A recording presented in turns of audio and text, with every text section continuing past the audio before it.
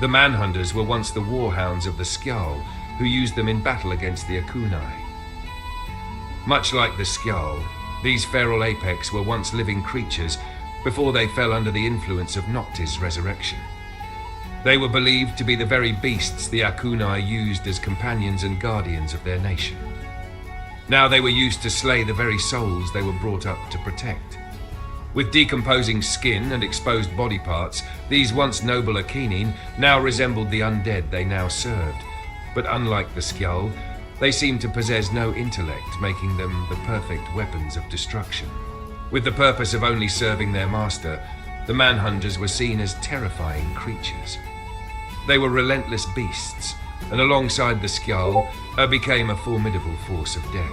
It would take the fall of the Skjal's invasion of the Isles of Ikuda by the Akunai for the Mannhunters to fall away from their masters and reign free on their own. With few of their Skjal masters around, the Mannhunters became feral strays, menaces to the land's inhabitants.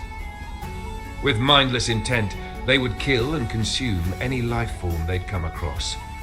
Although they lacked the intelligence of the Skjal, they still held the innate ability to form up groups, PF themselves, or packs.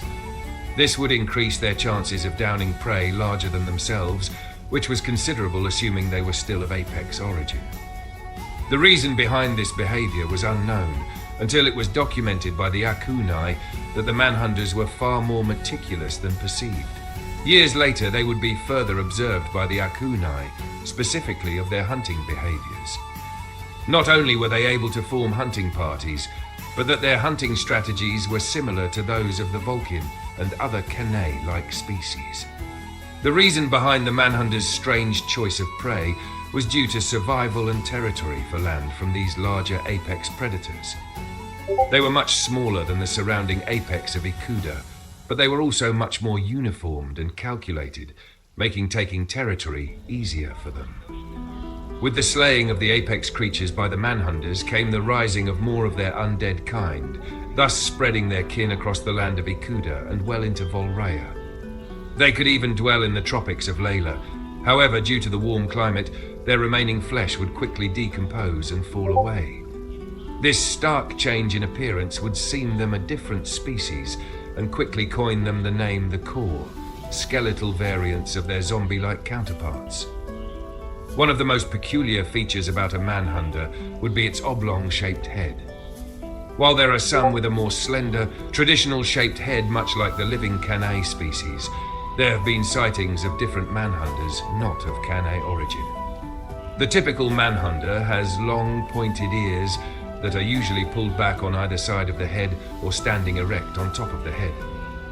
The eyes are set deep, giving off a permanent furrow or slight squint. There is no distinguishing colouring to the nose as it seems to mesh with its hide in tint. Discovery would reveal that while they still have a similar skeletal structure as a Kane, it is far more dense and lengthy, giving the assumption that a Mannhunter is much like a sturdy tank.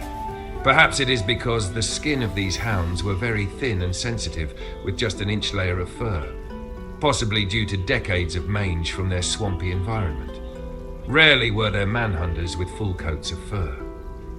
Another interesting phenomenon to this freak creation of an undead species is the ghastly exposure of their midsection. 4 specific aligning ribs have overgrown the capacity of a normal Kane's anatomy in girth and density, and juts out of the sides like armored columns of bone. The spinal region has also undergone a morph, reaching upward and jutting out between the spades of the Mannhunter's shoulders and along its back. The neck and part of the head is covered in a mane that pricks out in even rows of spades, similar to scales. Colouring usually differs from the hide in a shade or highlight. This coarse fur of their neck acts as a shield, providing another defense mechanism. The paws of a Mannhunter is equipped with flexible digits and a functioning dew claw on the forepaws. Their past life would give one a glimpse of the purpose behind these hounds needing flexible toes. Mating.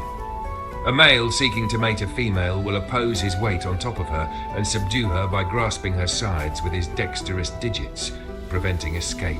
The dew claw is then used as a clasp once the male is hilted with the female. With them being of the undead, mating was no longer an option. The flexibility of these paws were now served for the athletic abilities they proposed for war. Not only could they traverse the thick waters of the swamp pools while giving chase, but they could also climb the slimy bark of the trees in order to hunt down a hiding akunai who sought refuge within the heights above. There are few reports informing the behavior of the undead Mannhunders. True to their descendants, they still hold a pack mentality. The kinship of a pack is left up to question, however. While it seems they have an established hierarchy, there have been sightings of hounds turning on one another, snapping, bullying, and even maiming each other. A rare sighting captured what looked to be a whole Mannhunr pack mauling on a single pack member. They ceased the mutilating when there was nothing left of the victim but a mangled heap of flesh and bone. The sudden turn on those of their own is perplexing, to say the least, and it leads to many questions on how such an ill-tempered species managed to reach this far to earn a place in the apex kingdom to begin with. It all comes down to the number one rule of the wild: survival of the fittest. Mannhunders would be considered the ultimate competitors of this crucial rule. A soulless species derived from the undead, overcoming the odds of survival through vast adaptation and evolution. Click to react. Add reaction. Edit forward. More Fun Day, December 2nd, 2024 at 5 p.m. Most Mannhunders have been reported to only come in one occurring stripe pattern, primarily streaking the hindquarters. The head is usually adorned with something of a mask marking that ranges in a portion of the head. These markings of the body are a telling sign of the Mannhunter's fragmented connection with the akunai. As for the hide, given by their diverse background, there are many colors they can come in.